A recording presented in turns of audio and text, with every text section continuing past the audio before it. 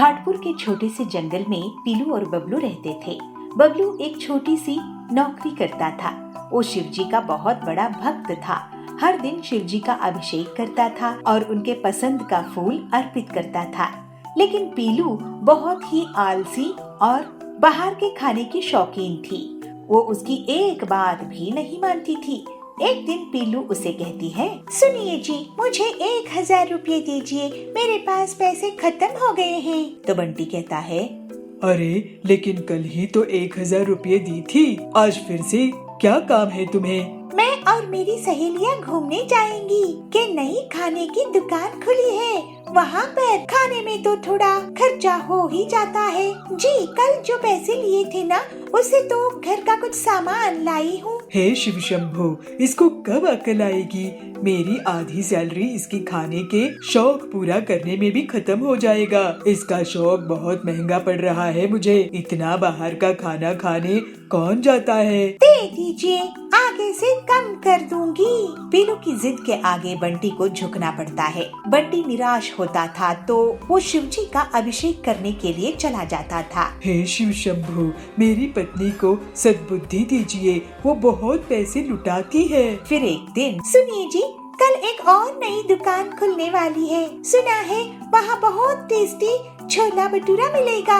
अभी दुकान नहीं खुली है और तुम्हें पहले से उसका टेस्ट पता चल गया? हाँ, तो मैं टेस्ट करके आ जाऊंगी ना।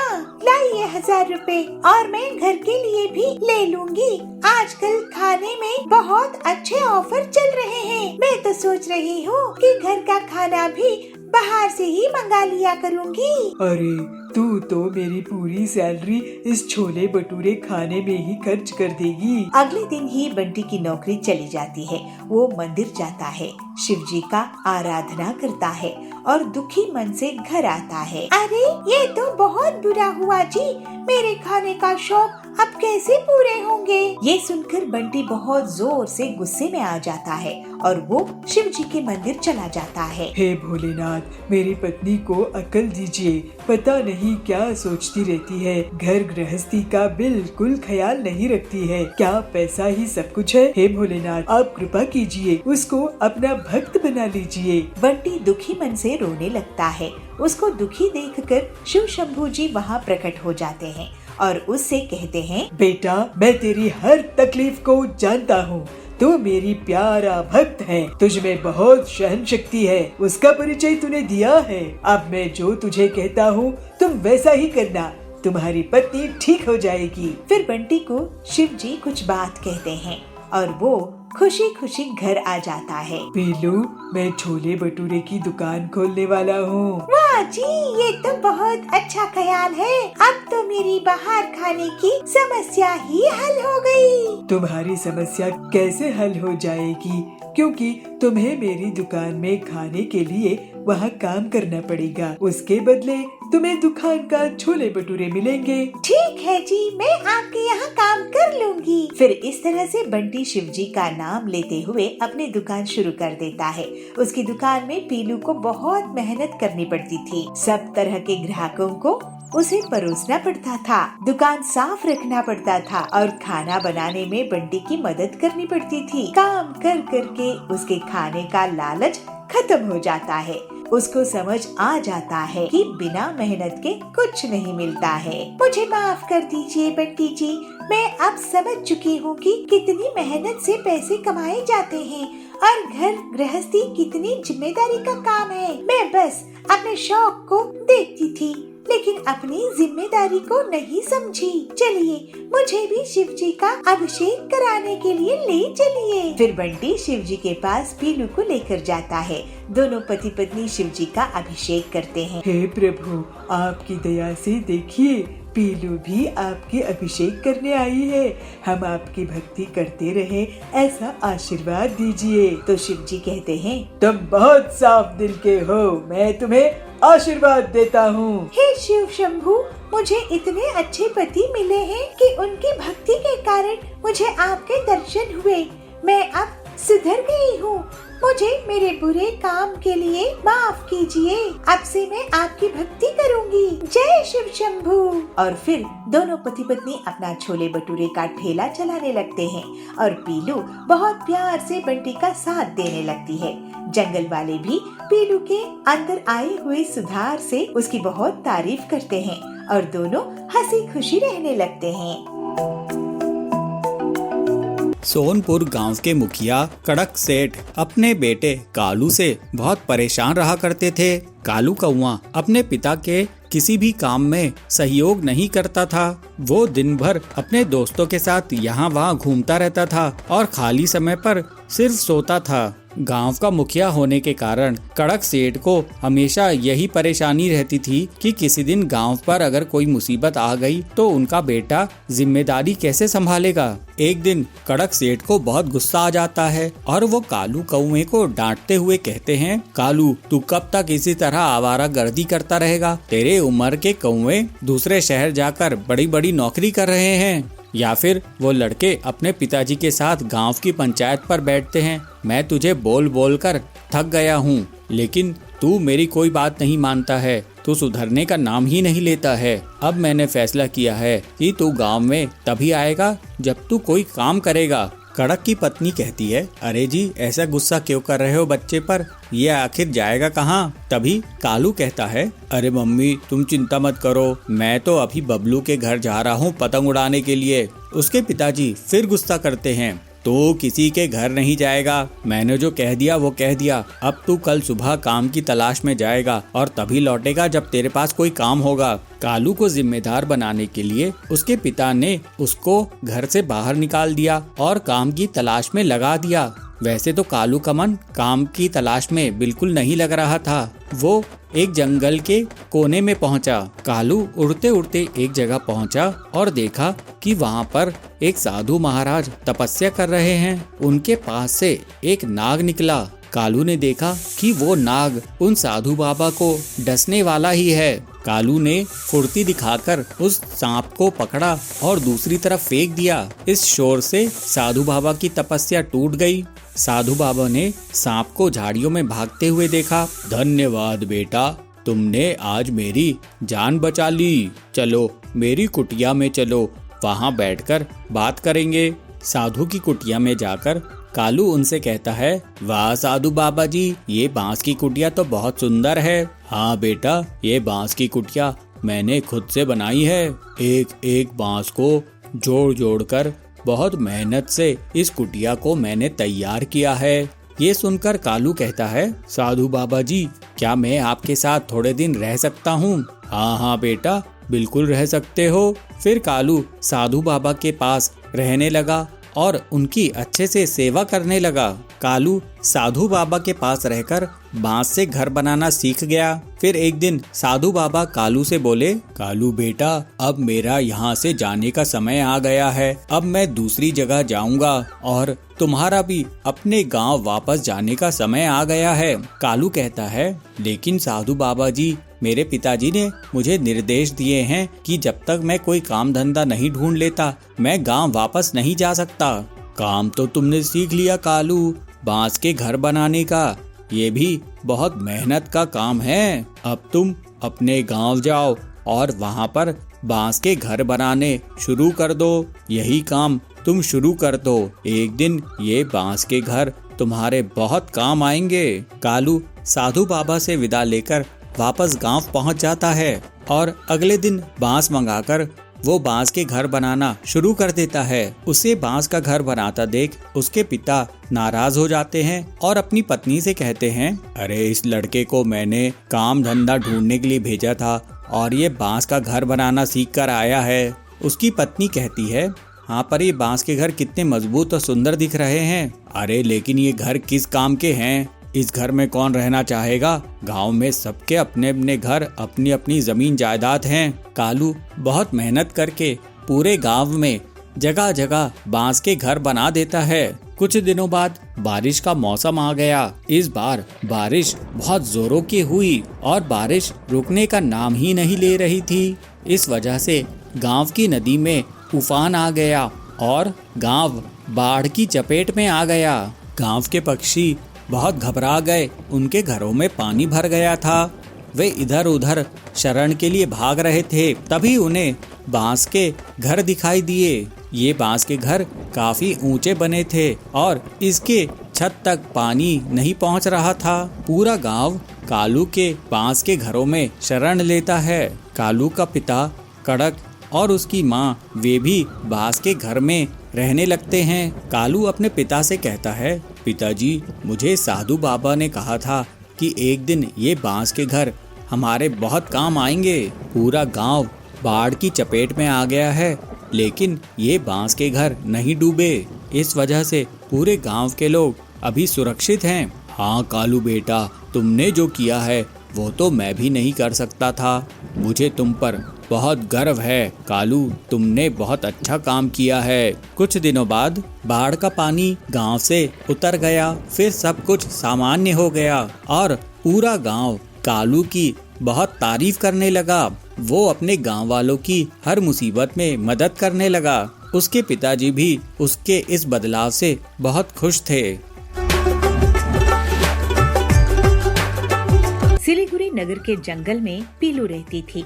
वो चूड़िया बेचा करती थी और उसके पैसे से अपने परिवार का पोषण करती थी। पीलू की चूड़िया वहाँ की चिड़िया बहुत पसंद करती थी। पीलू सुबह शाम दुर्गा देवी की आराधना करती थी और सभी चूड़ियों को उन्हें अर्पित करके दुकान में लगाती थी। आसपास के गांव वाले भी उसके यहाँ चूड़िया खरीदने आते थे। पीलू से हमेशा एक गरीब बूढ़ी औरत चूड़िया मांग कर ले जाती थी। पीलू उन्हें मुफ्त में ही चूड़िया दे देती थी। उसकी दुकान के सामने कालू कव्वे की दुकान थी। वो बहुत महंगे और बेकार क्वालिटी की चूड़िया बेचता था। इस पीलू के कारण मेरी दुकान को नुकसान हो रहा है। इसकी दुकान बंद करवानी पड़ेगी, नहीं तो मैं मुसीबत में आ जाऊंगा। इस पीलू की पूरी चूड़ियों को मैं तोड़ दूंगा। रात के समय कालू चुपचाप पीलू के घर जाता है और चूड़ियों को तोड़ने लगता है और वहाँ से भाग जाता है। पीलू जब ये सब देखती है तो रोने लगती है। हे माँ दुर्गा, मेरी रोजी रोटी किसी ने छीन लिया है। मैं अब आपको चूड़ियों को अर्पित नहीं कर पाऊंगी, मुझे माफ कर दीजिए। पीलू दुखी होकर एक पेड़ के नीचे बैठती है। तभी वो बूढ़ी औरत उसके पास आती है। बूढ़ी औरत कहती है, पीलू बेटी, देखी दुखी मत हो, तो इतने समय तक मुझे मुफ्त में चूड़िया देती थी। ये ले देवी माँ के आशीर्वाद वाली एक चूड़ी, इसको तू अपने आंगन में लगा देना। इसमें से चूड़ियों का पेड़ निकल आएगा जिसमें कांच, सोने और चांदी की चूड़ियाँ रहेंगी। तेरे सारे कष्ट दूर हो जाएंगे। पीलू उस बूढ़ी औरत की कहना मान जाती है और एक चूड़ी को अपने घर के आंगन में बीज की तरह बो देती है। कुछ ही समय में उसमें से पेड़ उग आता है। पीलू माँ दुर्गा जी को धन्यवाद देती है, उन्हें उस पेड़ की चूड़ियाँ अर्पित करती है और फिर से काम शुरू कर लेती है। इसे कालू बहुत गुस्से में आ जाता है। अब इसका पेड़ ही काट दूंगा। जैसे ही कालू कुल्हाड़ी लेकर पेड़ के पास जाता है, उसी समय पीलू माँ दुर्गा की ध्यान करती है। अचानक से कालू हवा में गोल गोल घूमने लगता है और उसकी कुल्हाड़ी छूट जाती है। ये क्या हो रहा है? मुझे माफ कर दो पीलू। माफी मांगनी है तो दुर्गा जी से मांगो। मैं तुझ जैसे दुष्ट को माफ नहीं कर सकती। तूने इतनी ईमानदार और मेहनती मेरी भक्त पीलू को तकलीफ दिया है। मैं ना तुम्हें यहाँ से बाहर फेंक दूंगी। कालू को देवी जी दूर फेंक देती है। माँ दुर्गा जी आपकी जय हो। बेटी, तू मेरी अत्यंत प्रिय भक्त है, मैं तुझे दुखी नहीं देख सकती। फिर दुर्गा जी को पीलू अपने हाथ से हलवा पूरी का भोग लगाती है। उसके बाद देवी वहाँ से अंतर्ध्यान हो जाती है और पीलू के चमत्कारी पेड़ के बारे में लोग सुन सुनकर उससे चूड़ियाँ खरीदने के लिए आने लगते हैं। इस तरह से पीलू सबको देवी दुर्गा जी की आशीर्वाद और भक्ति के बारे में बताती थी और वो दुर्गा जी की भक्ति करते हुए जीवन हंसी खुशी बिताने लगती है। अभनपुर गांव के जंगल में संतोषी माँ की भक्त पीलू चिड़िया अपना एक छोटा सा नाश्ते की दुकान चलाती थी। उसकी पति बंटी कबूतर एक मजदूरी का काम करता था। बहुत मेहनत के बाद भी उनकी कमाई नहीं होती थी, लेकिन पीलू संतोषी माँ की भक्ति में कमी नहीं करती थी। एक दिन बंटी जब अपने काम पर गया तो ठेकेदार ने सबको काम से निकाल दिया। मुझे अब नया ठेका नहीं मिल रहा है, इस वजह से मैं अब तुम लोगों को काम नहीं दे पाऊंगा। अब तुम लोग कहीं और काम देख लो। बंटी वहाँ से काम देखने लगता है, लेकिन उसको कोई भी काम नहीं देता है और ऐसे ही 6 महीने बीत जाते हैं। ऐसे ही एक दिन बंटी दुखी होकर अपने घर आता है। ये तो बहुत मुसीबत आ गई है कि आखिर आए दिन मकान मालिक किराया मांगने आता है, किराना वाला पैसे मांगने आता है। मेरे नाश्ते का काम भी अच्छा नहीं चल रहा है। बहुत बड़ी मुसीबत आ गई है। संतोषी माँ के लिए मुझे खीर पूरी और लाल साड़ी का भोग लगाना था, लेकिन पता नहीं कब मैं ऐसा कर पाऊंगी। हे संतोषी माँ, आप ही दया करो। पीलू संतोषी माँ का व्रत रखती है और उनसे कहती है, हे संतोषी माँ, मैं आपसे बस आपकी सेवा के लिए इतना मांग रही हूँ कि मैं आपको हलवा पूरी का भोग लगा सकूं और लाल साड़ी भेंट कर सकूं। मुझे पता है कि आप सब जानती है कि आपकी ये बेटी किस मुसीबत में है। उस रात पीलू को संतोषी माँ उसको नींद में दर्शन देती है। बेटी, तुमने बहुत कष्ट सही है, लेकिन मेरी भक्ति नहीं छोड़ी। मैं तेरे व्रत से बहुत खुश हूँ और अब डर मत, क्योंकि अब तेरे सारे दुख दूर होने वाले हैं। तुझे एक मदद मिलेगी। और फिर माँ अंतर ध्यान हो जाती है। अरे, मुझे संतोषी माँ ने खुद दर्शन दिए। जय संतोषी माँ, जय जय संतोषी माँ। उस दिन काम की तलाश में बंटी हरिया तोता के पास जाता है। हरिया काका, मुझे कुछ काम दे दो, मेरे घर की बहुत बुरी हालत है। क्या हुआ बंटी, तुम तो बहुत कमजोर लग रहे हो। बंटी उन्हें पूरी बात बताता है। हमारे लिए घर का खर्च भी निकालना मुश्किल हो रहा है।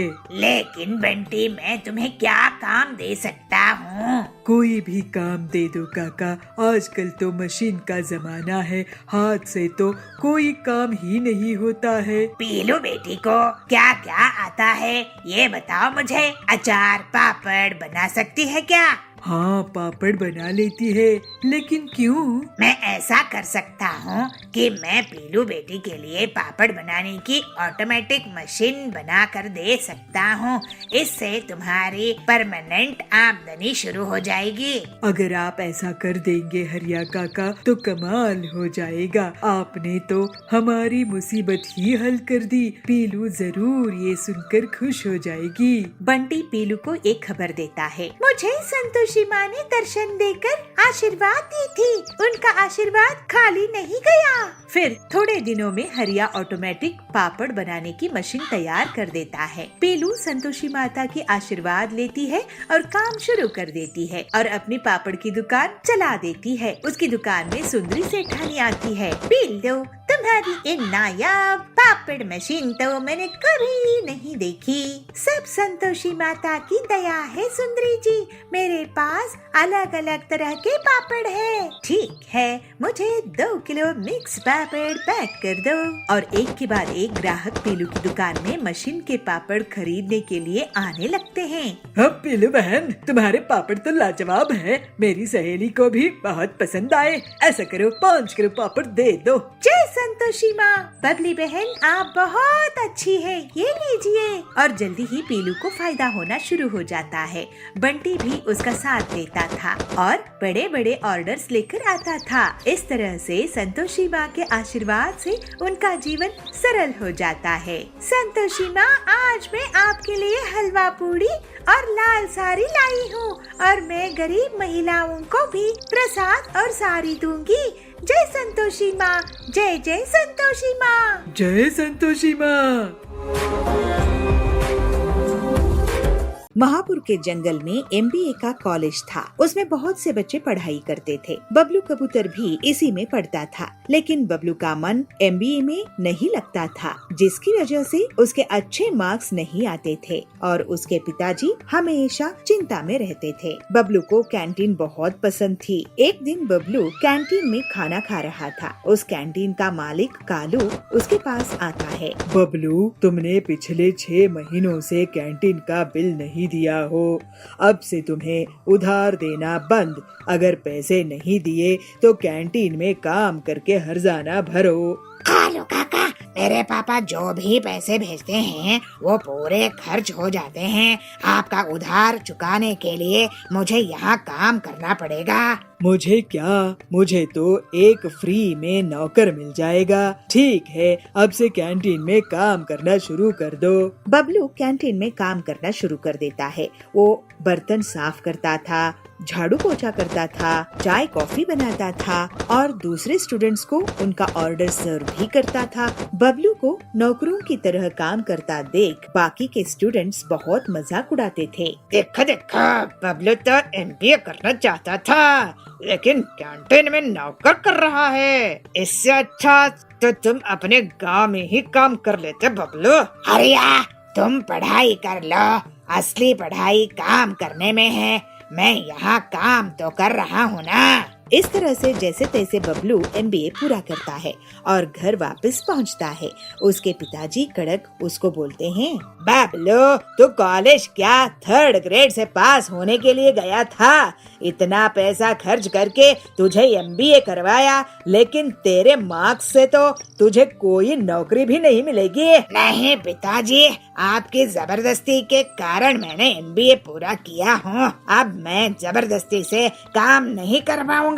मैं अपना खुद का काम करूँगा और MBA भी तो यही सिखाता है। खुद का काम करना है तो अपने पैसों से करना। मेरे पास इतने पैसे नहीं हैं। ये सुनकर बबलू सोच में पड़ जाता है। अगली सुबह एक बोर्ड तैयार करता है जिसमें लिखा होता है सस्ता लंच। लंच बनाकर बबलू साइकिल में ही बेचता था और सिर्फ 20 रुपए में लोगों को सस्ता लंच देता था। जल्दी ही उसकी दुकान में लोगों की भीड़ लग जाती है। खासकर गरीब लोग उसके खाने को बहुत पसंद करते थे। बहन, क्या तुम्हें पता है कि जंगल में एक बहुत ही सस्ता टिफिन वाला आया हुआ है? वो सिर्फ 20 रुपए में लंच बेच रहा है। कौन है बहन जो हम गरीबों के लिए इतना सस्ता खाना दे रहा है? कोई लड़का है, पढ़ा लिखा है, लेकिन बहुत स्वादिष्ट खाना बनाता है। ये सुनकर बबली भी उसके यहाँ खाना खाने चली जाती है। ऐसे ही एक दिन बबलू के कॉलेज के स्टूडेंट्स और कालू कैंटीन वाला उसकी दुकान में पहुँचते हैं और उसकी तारीफ करते हैं। बबलू, तुम तो वाकई में बहुत होशियार निकले। हम तो बस नौकरी कर रहे हैं और तुमने तो अपना कारोबार ही शुरू कर दिया है। ये होता है असली MBA। अरे इसमें ऐसी कोई बात नहीं है हरिया। तुम नौकरी करते हो तो छोटे नहीं हो। हाँ, मुझे कैंटीन बहुत पसंद थी तो मैंने ये काम शुरू कर लिया। और कालू अंकल, मेरे पास आपको देने के लिए पैसे नहीं रहते थे। मैं आपसे मेहनत से कारोबार करना सीखा हूँ और यहाँ पर सस्ता खाना बेचने में बहुत मेहनत लगती है। कड़क एक तरफ खड़ा होकर ये सब सुन रहा था और फिर अपने बेटे के पास जाता है। बेटा, मैं तुझे कितना गलत समझता था कि MBA में अगर पैसे खर्च किए हैं तो वही करना चाहिए। इसके आगे मैं कभी नहीं सोचा, लेकिन तू बहुत ही समझदार और मेहनती निकला। मुझे तुझ पर गर्व है। इस तरह से बबलू साइकिल में ही सस्ते लंच बेचा करता था और धीरे धीरे उसकी दुकान बहुत बड़ी हो जाती है। लेकिन वो अपने लंच का दाम नहीं बढ़ाता है और फिर मुनाफा कमाता है। इस तरह से बबलू एक सफल कारोबारी बन जाता है। गोवापुर गांव के जंगल में पेलू अपने पति बबलू के साथ रहती थी। दोनों पति पत्नी हनुमान जी के भक्ति करते थे। पेलू हर दिन हनुमान जी को बूंदी का भोग लगाती थी और बबलू उन्हीं के नाम का दिन भर जाप करता रहता था। पीलू, मेरा सपना है कि हम लोग भी कभी हनुमान जी के नाम से गरीबों को खाना खिलाए। जी, आपके ख्याल तो बहुत अच्छे हैं। जय हनुमान जी की। जब मर्जी होगी तब वो हमारे से ऐसा इंतजाम करा देंगे। हमें तो बस उनका नाम जपते रहना है जिससे ऐसा दिन जल्दी आए। बबलू लकड़ी के फर्नीचर बनाता था और छोटे मोटे रिपेयरिंग का काम भी करता था। पीलू घर संभालती थी। एक दिन, बबलू, तुम बहुत मजबूत फर्नीचर बनाते हो जो देखने में भी अच्छे होते हैं, लेकिन सुना है तुम्हारी कमाई ज्यादा नहीं होती है, तो क्या सोचे हो आगे के लिए? हरिया भाई, कमाई करने की बहुत कोशिश करता हूँ, लेकिन आपको तो पता है कोई भी अकेला काम करेगा तो उसकी कमाई कम ही होगी। मेरी कोई फैक्ट्री तो है नहीं ना।